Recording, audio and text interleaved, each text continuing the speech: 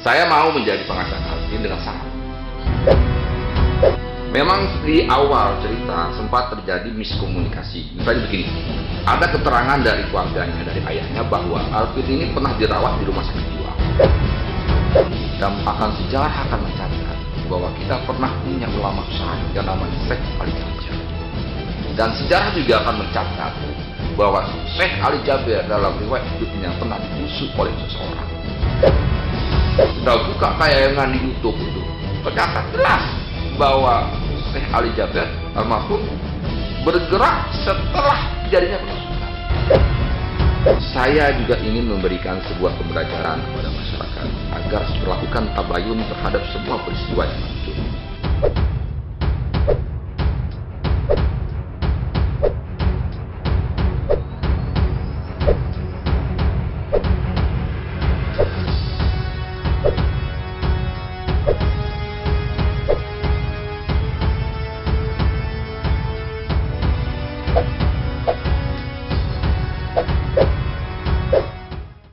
Assalamualaikum warahmatullahi wabarakatuh. Jumpa lagi bersama saya Wira Haji Kusuma dalam program Wira Corner. Kali ini di studio Rilis TV sudah kedatangan tamu. Memang khusus saya undang. Beliau adalah tokoh yang memang di Lampung cukup terkenal. Beliau juga satu profesi sama saya, wartawan. Dari wartawan, pengusaha, dan kini juga advokat. Beliau bernama Bang Ardiansah atau akrab yang biasa disapa Bang Acah. Ya. Assalamualaikum Bang. Waalaikumsalam warahmatullahi Bang Wira. Apa kabar ya? Alhamdulillah.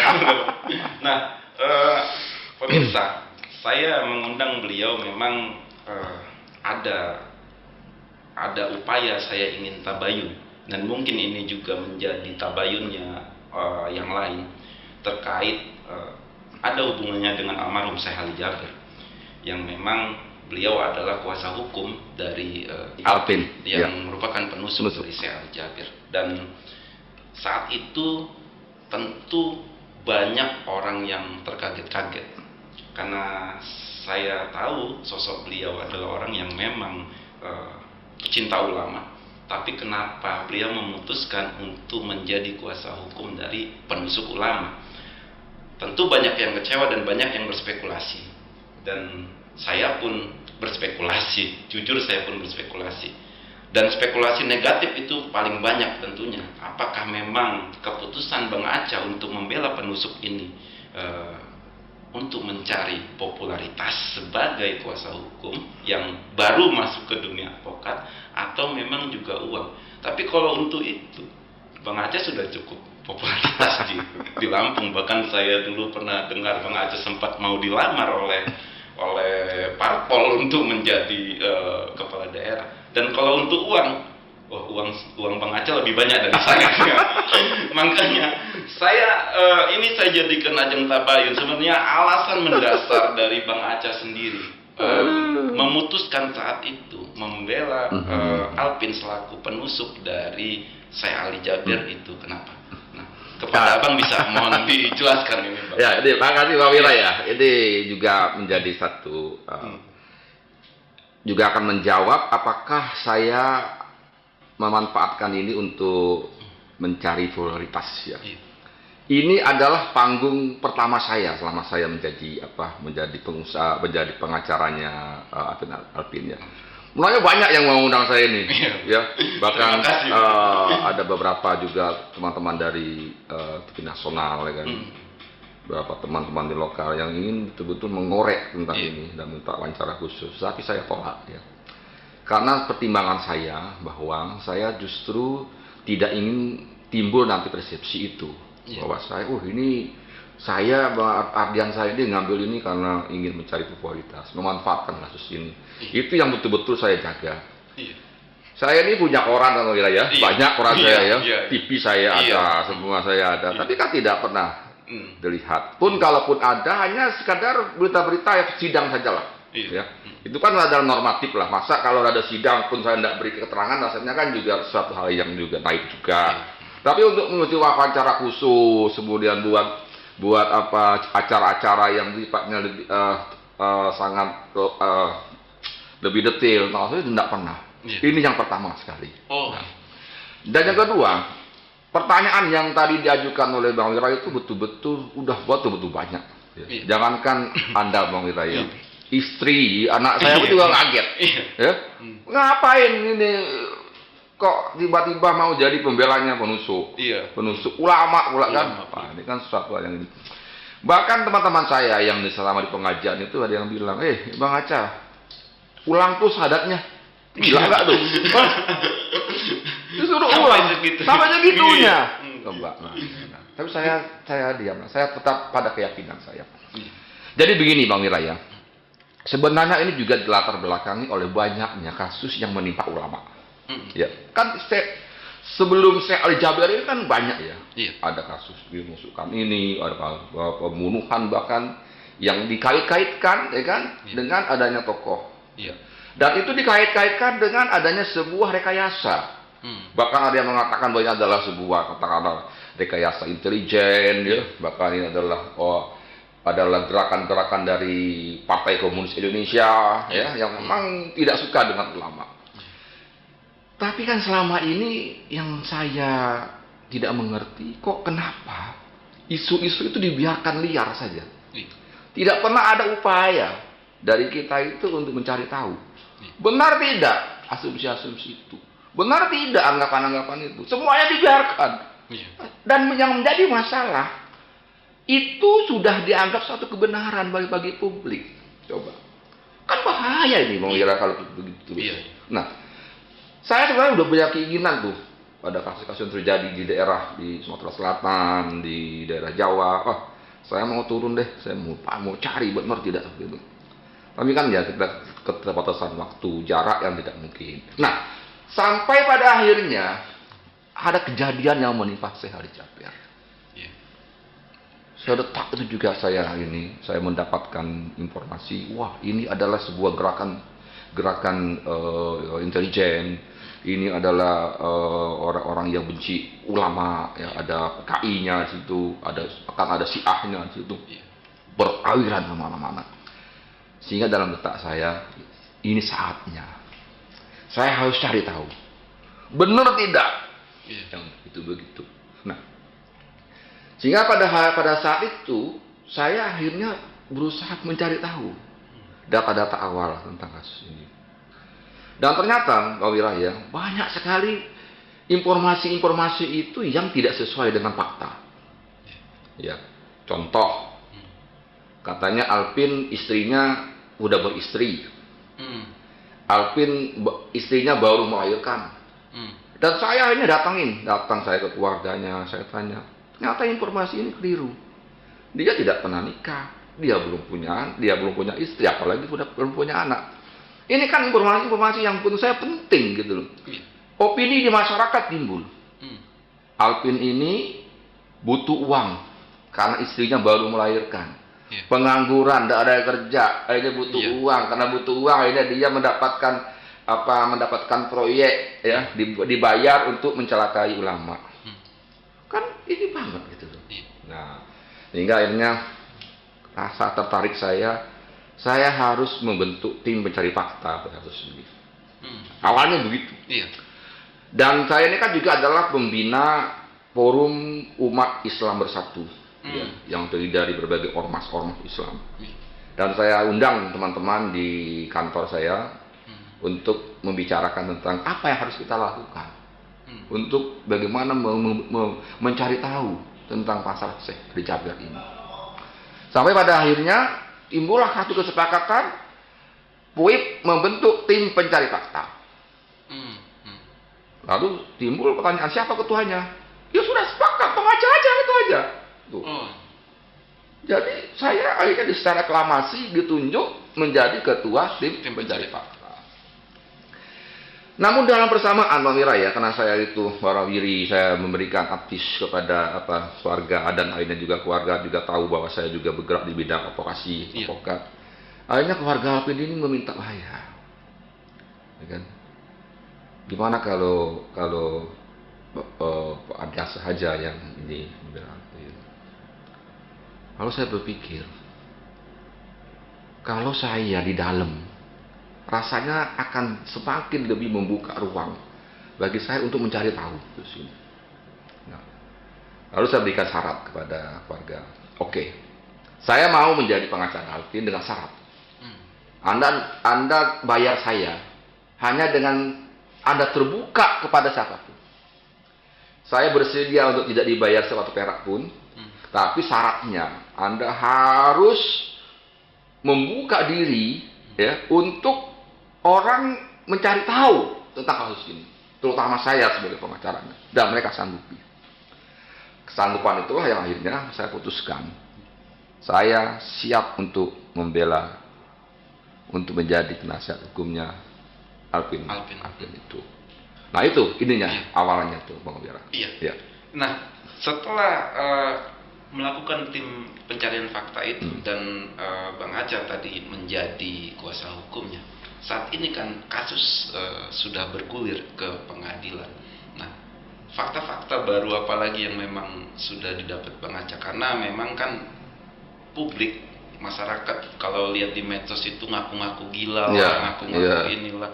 Nah, publik percaya itu saat ini, banyak percaya itu. Pun saya pun sempat terpengaruh, terhegemoni dengan apa yang dibicarakan netizen, bahwa ini rekayasa, dibilang tidak gila, tidak apa. Nah, apakah itu seperti apa itu, Bang?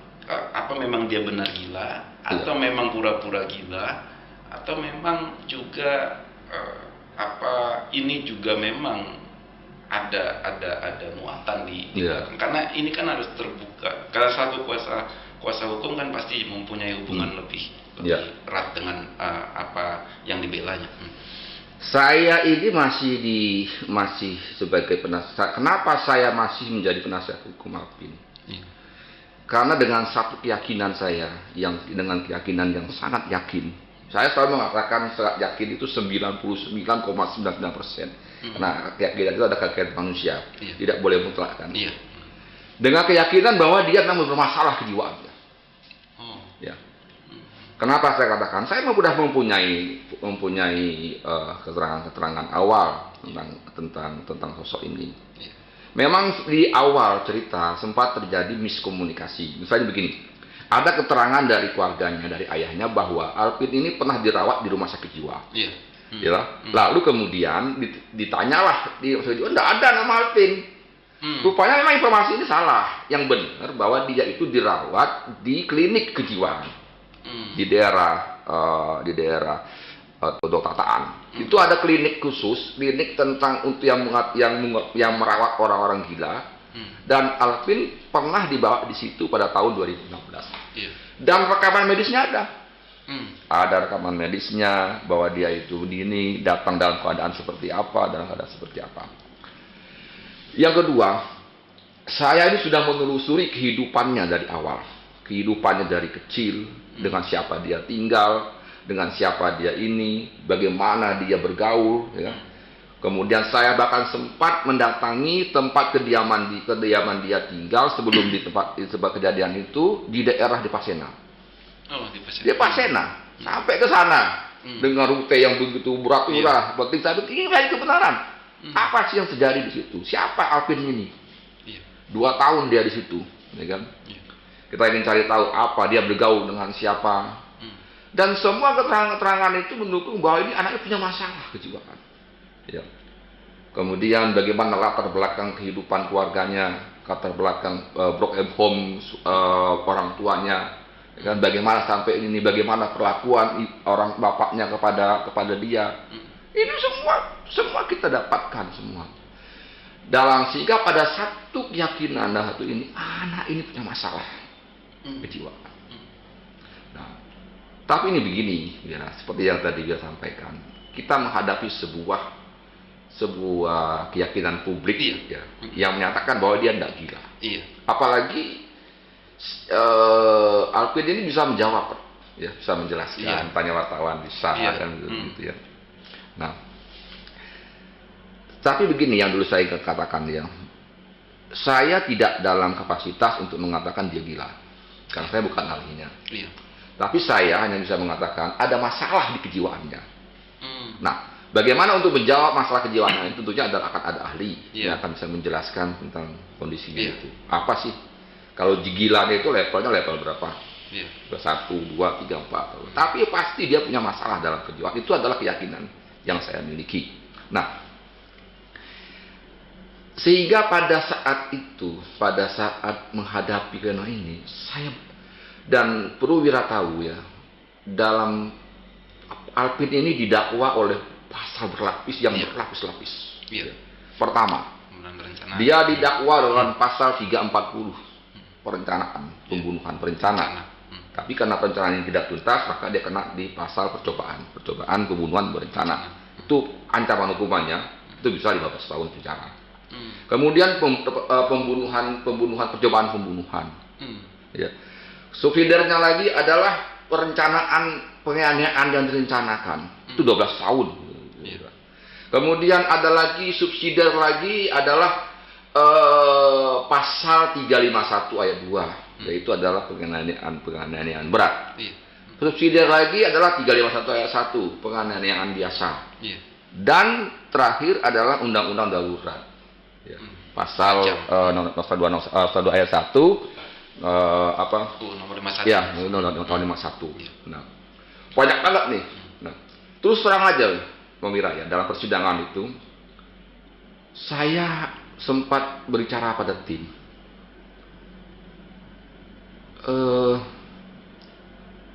Apakah publik akan menerima kalau kita ngotot menyatakan, membuktikan bahwa dia ini punya masalah dan kejiwaan?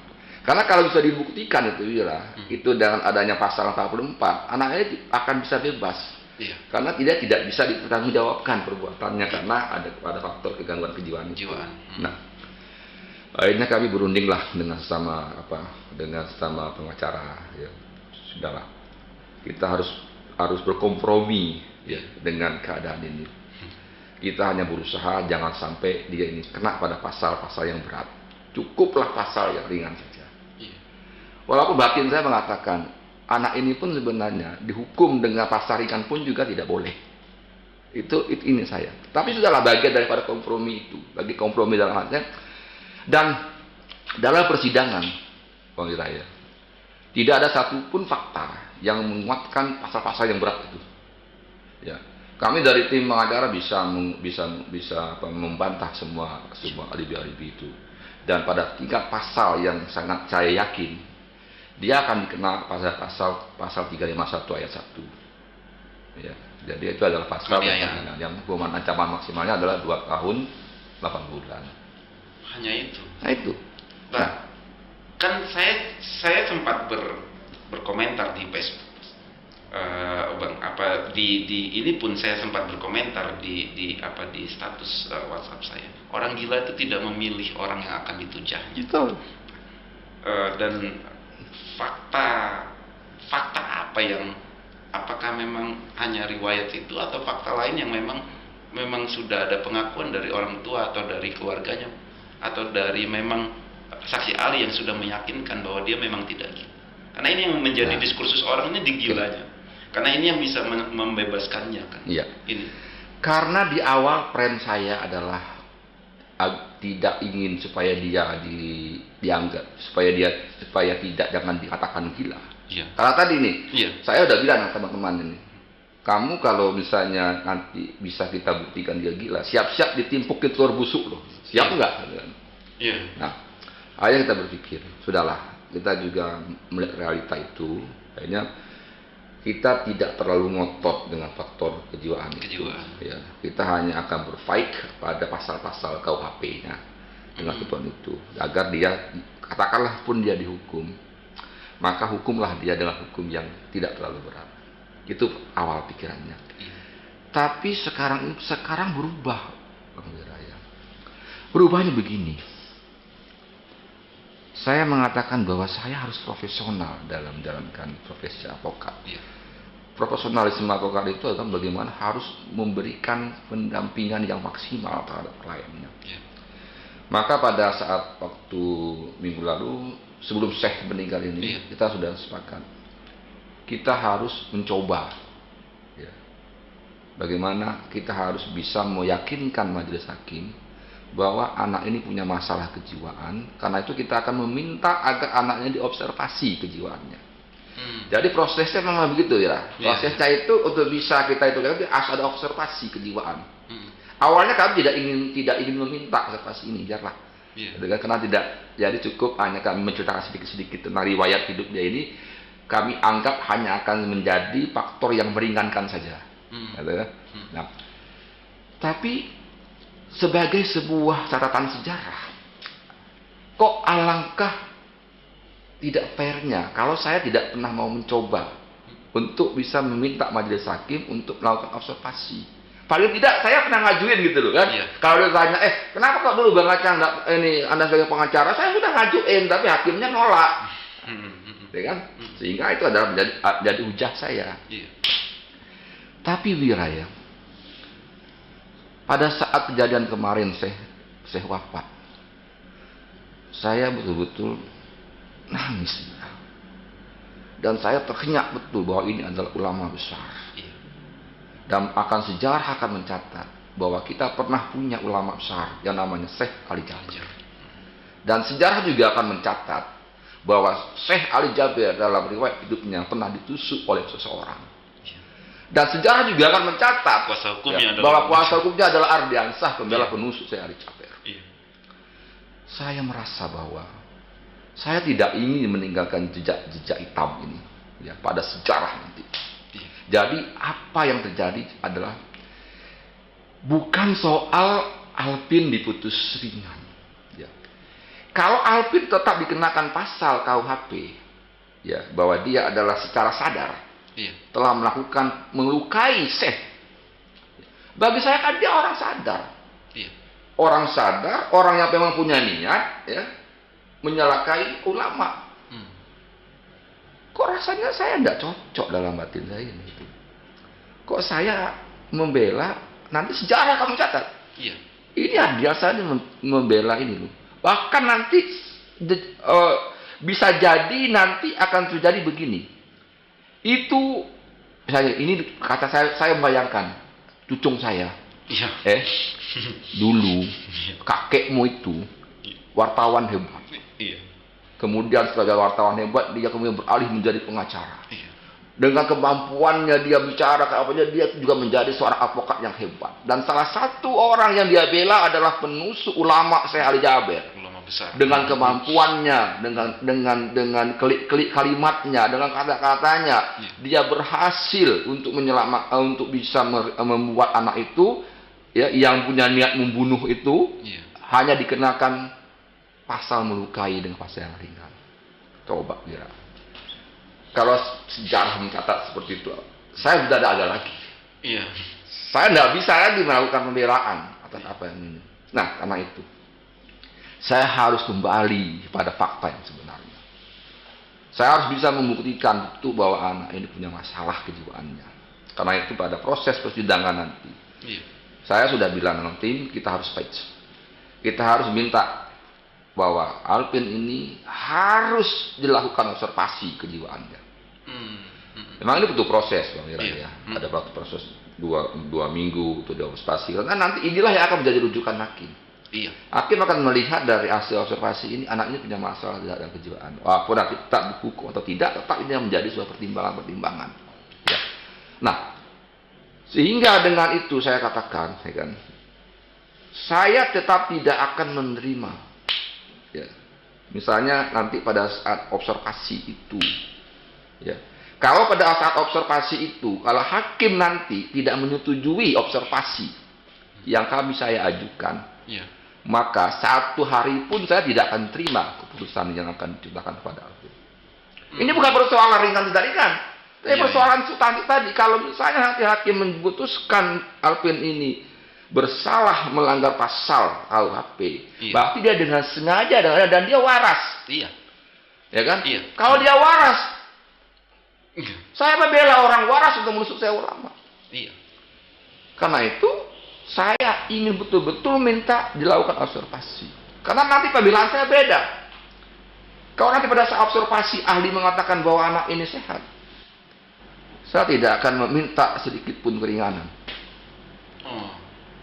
Ya, saya tidak akan melakukan ini setelah hakim putusin berapa deh. Atau malah mundur dari kuasa hukum gitu. Ya? Iya. Ya kalau mundur itu sudah enggak ya. Enggak, iya. Sudah di ujung ini. Iya, iya. Tapi Terserah hakim. terserah dah, hakim deh. Tidak ada pledoi, tidak Tidak ada pledoi-pledoyan. Ya kan? Hmm. Tapi kan fakta-fakta persidangan sudah terungkap, silakan menjadi dasar. Tapi ini kan faktor apa ya? Karena itu saya mengatakan bahwa ya saya tetap berharap observasi ini penting. Ya. Iya. Karena observasi ini adalah bagian dari proses ini. Nah, saya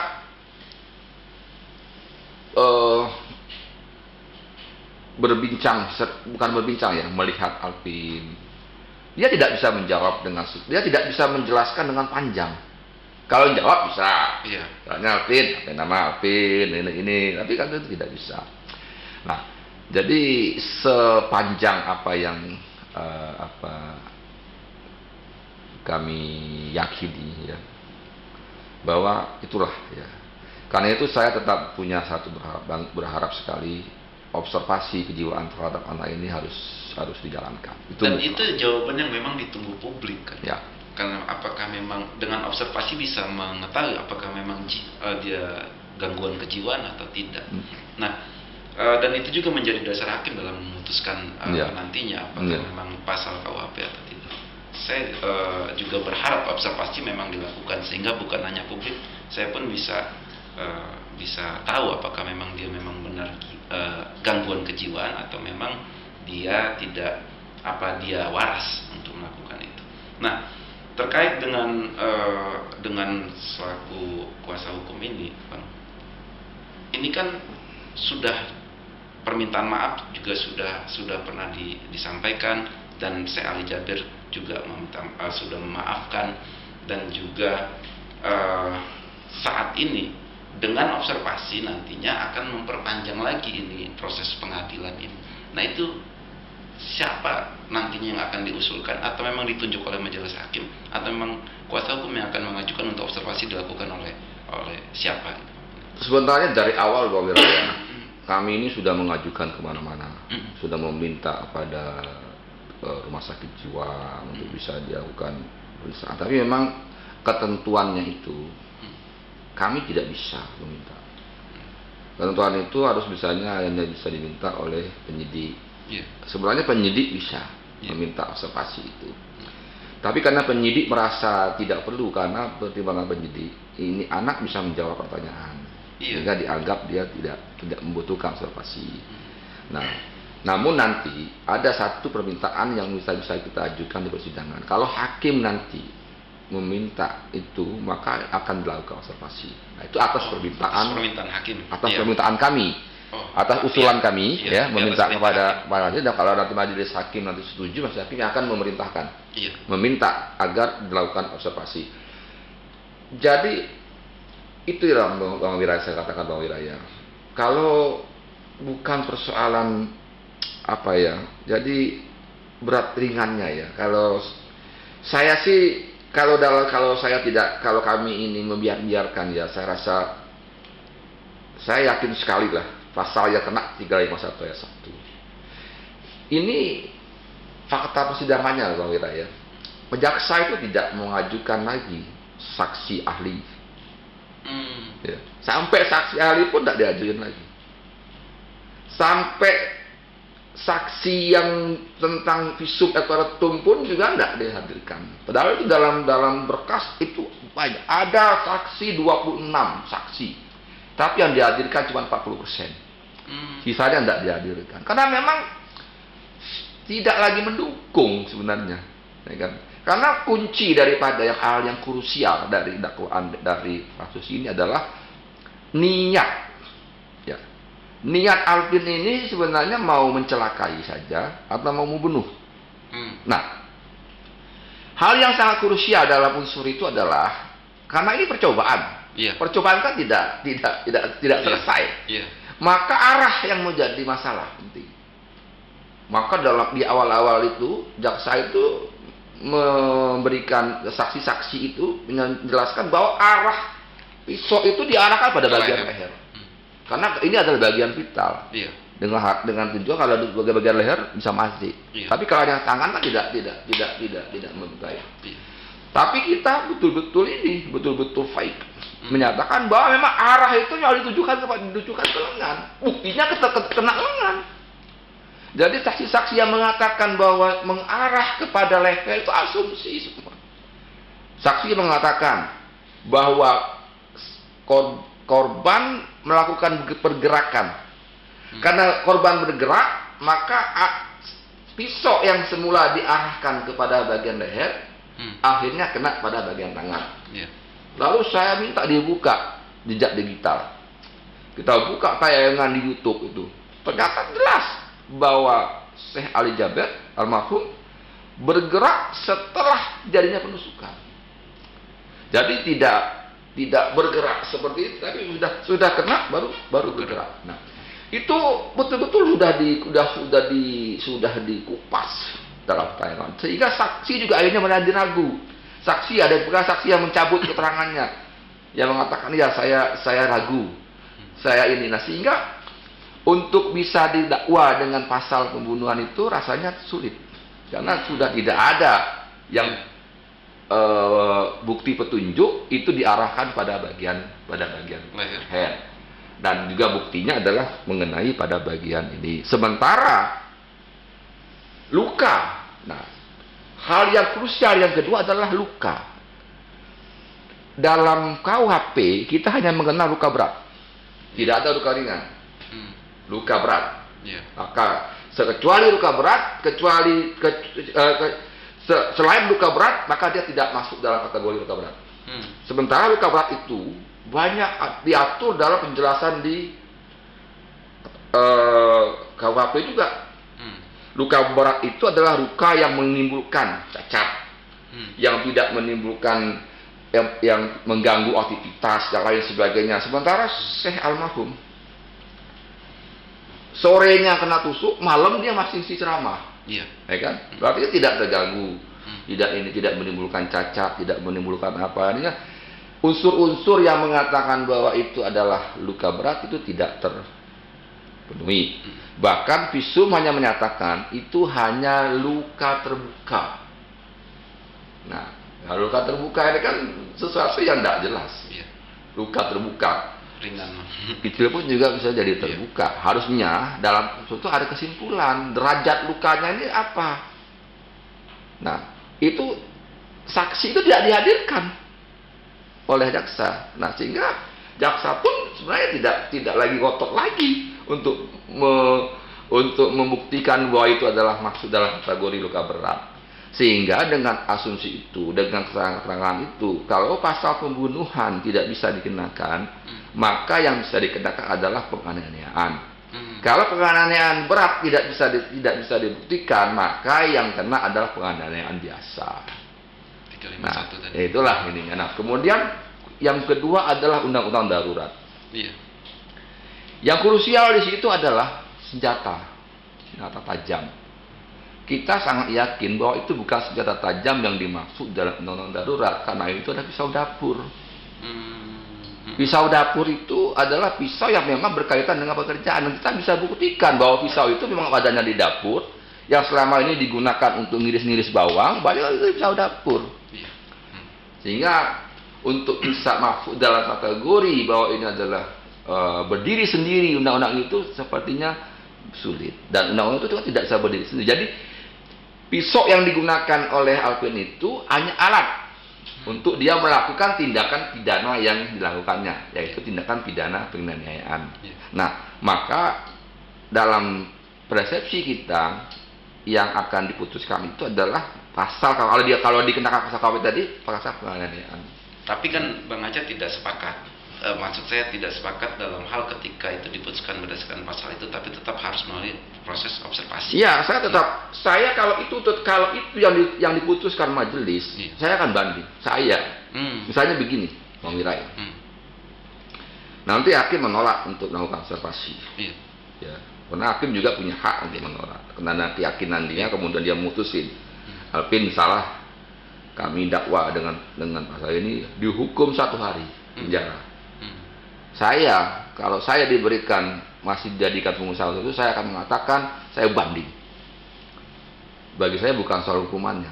Iya. Tadi yang saya katakan tadi, historis tadi, bahwa dia terbukti, orang ini terbukti sebagai penusuk ulama besar. Iya. Dan itu dilakukan dengan niat, dengan yang sengaja, dan dilakukan dengan otak yang waras. Iya.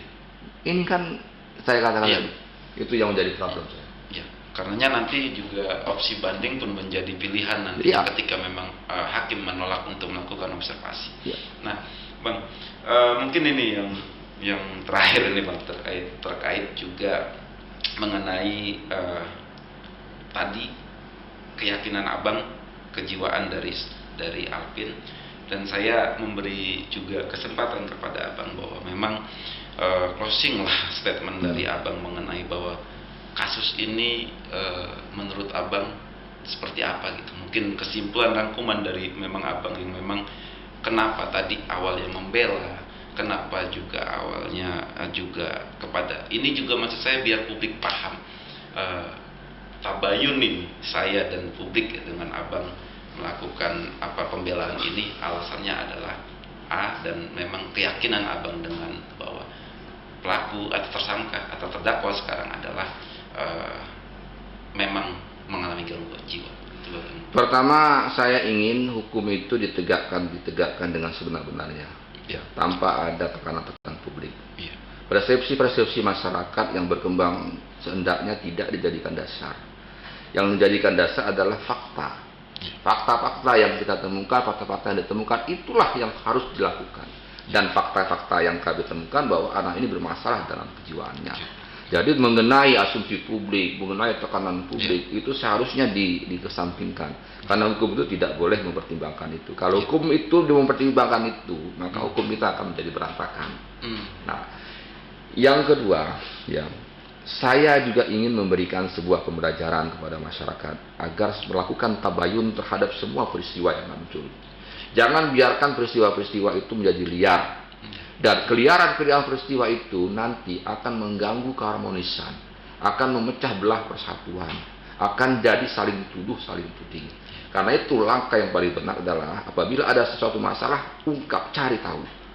Cari tahu, ini adalah sesuatu yang memang diajarkan. Tadi selalu Bang Wira katakan tadi tabayun.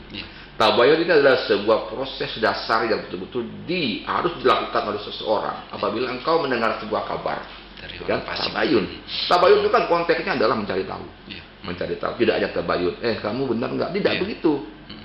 Kalau dia mengaku tidak, harus dicari tahu lagi, benar nggak? Itu adalah bagian proses yang namanya tabayun itu. Nah, kemudian yang paling penting juga yang juga ingin saya harus sampaikan kepada ini bahwa Syekh Ali Jabir itu pada kesempatan pada persidangan yang menghadirkan, yang dia langsung hadir secara virtual, dia menyatakan apapun ininya, apapun yang dilakukan, apapun yang terjadi pada Apin yang melakukan, saya maafkan. Jadi Syekh ini betul-betul memaafkan tanpa syarat. Jadi justru dia yang mengatakan bahwa kalau ini anak tidak salah, jangan dihukum.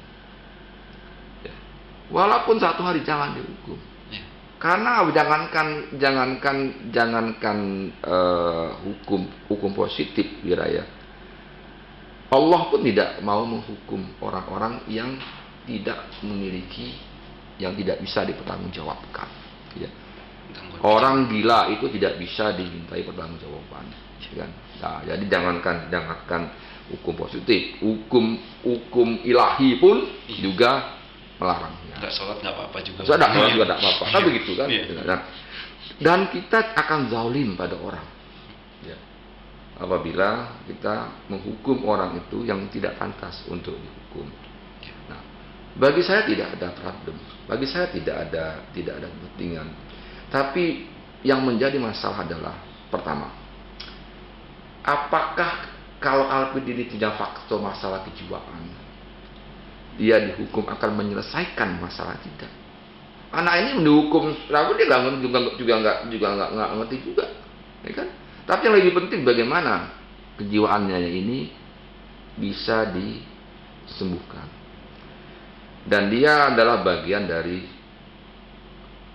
kalau saya melihatnya adalah bagian dari korban bagaimana keretakan hubungan rumah tangga, korban daripada faktor masalah kemiskinan, korban daripada ketidaktahuan dan kebodohan. Nah, jadi justru adalah tugas kita bagaimana ya kan, untuk bisa menyelamatkan agar tidak terjadi lagi korban-korban yang seperti ini. Nah, itu Bang.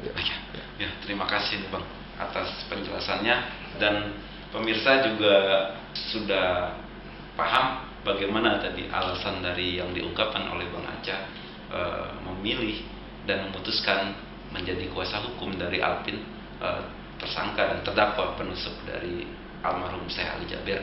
Semoga juga kita doakan Syekh Ali Jabir diterima di sisi Amin, Allah amin, dan husnul khotimah. Nah, saya juga Wirahadi Kusuma mohon pamit undur diri dan mohon maaf jika ada perkataan yang salah dalam diskusi tadi, dan pada Allah semanapun wabillahi taufiq wal hidayah. Wassalamualaikum warahmatullahi wabarakatuh. Waalaikumsalam warahmatullahi wabarakatuh. Terima kasih.